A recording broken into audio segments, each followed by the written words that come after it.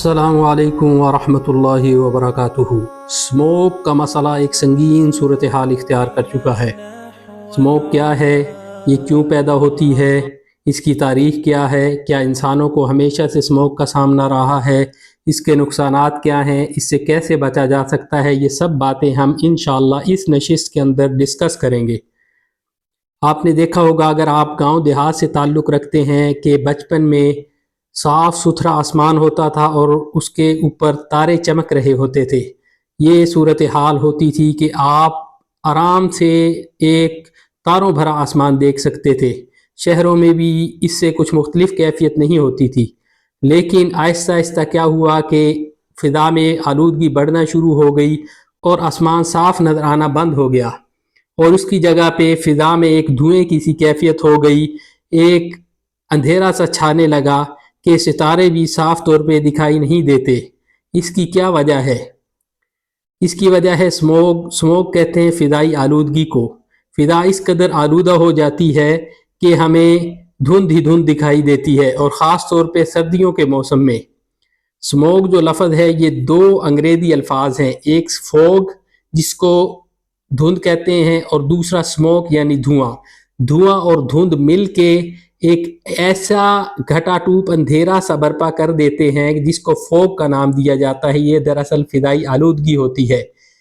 फ़िज़ा में कार्बन के बहुत ज़्यादा ज़र्रात शामिल हो जाते हैं, उसके साथ साथ नाइट्रोजन ऑक्साइड और सल्फ़र ऑक्साइड के भी ज़र्रात हो जाते हैं, जिनकी ज़्यादती से फ़िज़ा में आलूदगी पैदा हो जाती है। और ये आलूदगी एक किस्म के धुएँ को, जहरीले धुएँ को जन्म देती है, जिसको कि स्मोक का नाम दिया जाता है। सर्दियों में ये होती है। इसकी वजह यह है कि सर्दियों में टेम्परेचर गिरता है, फ़िज़ा ठंडी हो जाती है, जिससे धुंध की कैफियत पैदा होती है, और उसके साथ साथ स्मोक इसके साथ मिलता है तो ये स्मोक बन जाती है। और आजकल जिस शिद्दत से हम इसका मुशाहिदा कर रहे हैं और जिस तरह ये सांस के ज़रिए से अंदर जा रही है, तो इसका एहसास भी होने लगा है। ख़ास तौर पे पंजाब के अंदर लाहौर में तो बहुत ज़्यादा आलूदगी इस हद तक आलूदा हो चुका है कि हर तरफ धुंध और अंधेरा अंधेरा सा दिखाई देने लगा है। तो ये है स्मोक का मुख्तसर तारुफ। अब स्मोक की तारीख़ क्या है?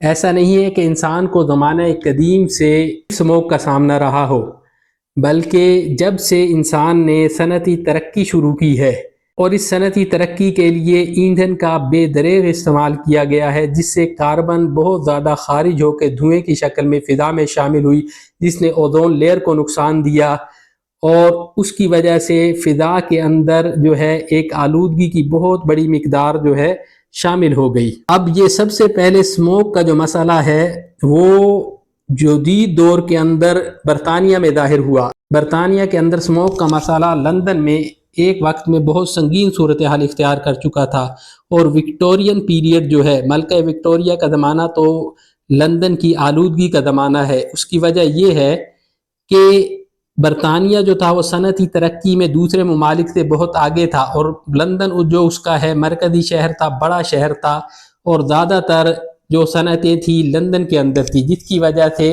लंदन बहुत ज़्यादा आलूदा हो चुका था। हत्ता कि इतना आलूदा हो गया कि अंधेरा छा जाता था, कोई शय दिखाई नहीं देती थी। रफ्ता रफ्ता ये हुआ कि 1952 के अंदर एक बहुत बड़ा अंधेरा छा गया। स्मोग ने ऐसी कैफियत पैदा कर दी कि उसकी वजह से 4000 के करीब अफराद जो हैं फौत हो गए, और फिर उसके बाद 8000 मज़ीद अफराद जो है लुक़्मा अजल बन गए इस स्मोक के असरात के, इसके जहरीले असरात की वजह से। तो इस 1952 की जो स्मोग है, इसको कहा जाता है द ग्रेट स्मोग ऑफ 1952, जबकि लंदन की गलियों में बिल्कुल अंधेरा छा गया था। जब ये मसला पैदा हुआ तो बरतानिया की हुकूमत ने सीरियसली इस मसले को सोचा, इसके हल के लिए सोचा। तो 1956 के अंदर उन्होंने द एयर क्लीन एक्ट जो है जारी किया। उसके नतीजे में क्या हुआ कि लंदन के अंदर स्मोकलेस जोन बनाए गए, जहाँ पे ईंधन के ऐसे इस्तेमाल पे पाबंदी लगा दी गई कि जो धुआं खारिज करता हो, और सिर्फ वो ईंधन जलाने की इजाज़त दी गई जो धुआं नहीं पैदा करता था। फिर रफ्ता रफ्ता इस पे बहुत से सीरियस इक़दामात किए गए, जिसकी वजह से लंदन ने इस स्मोक से छुटकारा पाया। تو لیکن اب لندن نے تو چھٹکارا پا لیا، باقی دنیا کو اسموک کا سامنا ہے۔ چائنا سے لے کر دیگر تمام ممالک میں یہ اسموک کا مسئلہ بہت سنگین صورتحال اختیار کر چکا ہے، اور گزشتہ چند سالوں سے ہمارے ہاں بھی پنجاب کے اندر یہ بہت زیادہ سنگین صورتحال اختیار کرتا جا رہا ہے۔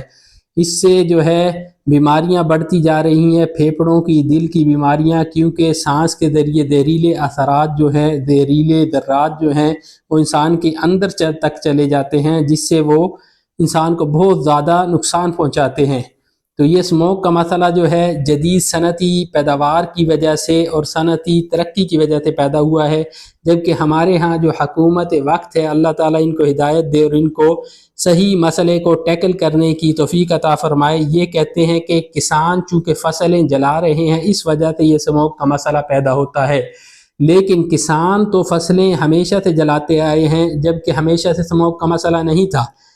تو اصل وجہ کیا ہے اسموک کے مسئلے کی؟ اسموک کا مسئلے میں کسانوں کا فصلیں جلانا بھی شامل ہو سکتا ہے، لیکن دراصل صنعتی ترقی اور یہ جو پاور پلانٹس لگائے گئے ہیں، کوئلہ پہ چلنے والے پاور پلانٹس کی وجہ سے بہت زیادہ کاربن جو خارج ہو رہی ہے اور دھواں فضا میں شامل ہو رہا ہے۔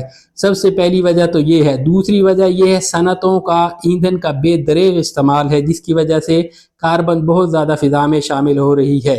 صنعتی ترقی، پاور پلانٹس کا اجرا، اور وہ بھی کوئلے پہ چلنے والے، یہ بڑے اسباب ہیں۔ ان کے ساتھ ساتھ جو ہے گاڑیوں کا بہت زیادہ کثرت سے ہو جانا، اب پیٹرول جو ہے ان کا دھواں جو ہے، اس کی وجہ سے بھی اسموک کا بہت زیادہ اس کی پیداوار بڑھ رہی ہے اسموک کی۔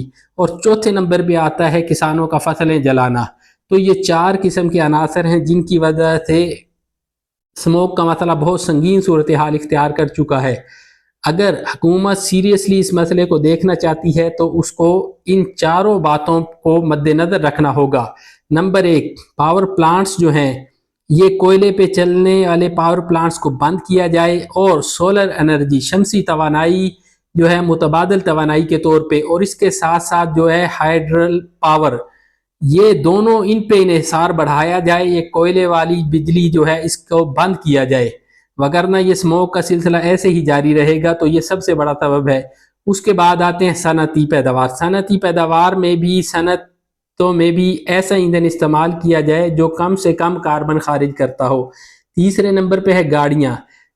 اب تو جدید ٹیکنالوجی آ رہی ہے، اس پہ کام کیا جائے۔ الیکٹریکل جو ویکلز ہیں، الیکٹریکل ویکلز جو ہے، ان پہ کام کرنے کی ضرورت ہے۔ اس ٹیکنالوجی کو ہمارے ہاں لایا جائے، اور ہائیبرڈ گاڑیاں اور بجلی پہ چلنے والی جو ہے بیٹری کو ریچارج کرنے والی گاڑیاں، یہ استعمال کی جائیں۔ اس کے ساتھ ساتھ پبلک ٹرانسپورٹ کی حوصلہ افزائی کی جائے، اور یہ جو پرائیویٹ گاڑیاں ہیں ان پہ جو ہے پابندی لگائی جائے۔ ایک گاڑی میں ایک شخص بیٹھا ہوتا ہے، اور گاڑیوں کا جیسے سمندر چل رہا ہے۔ بڑے شہروں میں ایسا محسوس ہوتا ہے کہ پانی کی طرح گاڑیاں چل رہی ہیں، اتنی بڑی تعداد میں گاڑیاں ہیں، جس کی وجہ سے بھی فضائی آلودگی میں بہت زیادہ اضافہ ہو رہا ہے۔ چوتھے نمبر پہ جو کسان ہیں، ان کو بھی متبادل فراہم کیا جائے، ان کو تعلیم دی جائے کہ اس کو تلف کیسے کرنا ہے۔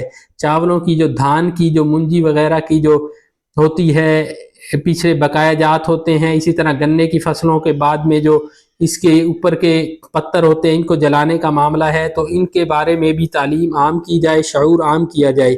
تو یہ چاروں باتیں بیک وقت کرنے کی ہیں۔ کسی ایک کو کرنے سے یا اسکولوں کی چھٹیاں کر دینے سے اسموک ختم نہیں ہوگی۔ اس کے ساتھ ساتھ جو ہے درختوں کی پیداوار میں اضافہ۔ کسان جو ہے وہ درخت نہیں لگاتے کہ یہ جی پانی زیادہ پی جائیں گے، جو پانی فصل کو لگنا ہوگا وہ درخت پی جائیں گے، جبکہ درخت بہت زیادہ فائدہ دیتے ہیں۔ بنیوں پہ اور کناروں پہ جو ہے کھیتوں کے درخت ہونے چاہیے بہت زیادہ تعداد میں، جنگلات کی پیداوار میں اضافہ کرنا چاہیے۔ تو یہ تمام باتیں ہیں جن کو دیکھتے ہوئے ہم اسموک کے مسئلے سے نجات پا سکتے ہیں، اگر ہم ان ہدایات پہ عمل کریں۔ اللہ تعالیٰ جو ہے ارباب اختیار جو ہیں، جن کے پاس ارباب حل و عقد جو ہیں، جن کے پاس اختیارات ہیں، ان کو توفیق دے کہ وہ صحیح سمت میں سوچیں اور اس مسئلے کا حل نکالیں، وگرنہ کیا ہوگا کہ بیماریاں بڑھتی جائیں گی، اور اسکولوں کی چھٹیاں کرنے سے کوئی فائدہ نہیں ہوگا۔ بیماریاں بڑھتی جائیں گی، لوگوں کا جو ہے صحت کا انڈیکس وہ نیچے گر جائے گا، فضائی آلودگی، کلین ایئر کا انڈیکس جو ہے وہ پہلے ہی بہت نیچے گر چکا ہے۔ تو اس لیے یہ مسئلہ جو ہے بہت ہی سیریس مسئلہ ہے، اس کو سیریسلی دیکھنے کی ضرورت ہے۔ آج کی نشست میں اتنا ہی، انشاءاللہ اگلی اچھی ویڈیو میں حاضر ہوں گے، تب تک کے لیے اجازت دیجیے۔ السلام علیکم ورحمۃ اللہ وبرکاتہ۔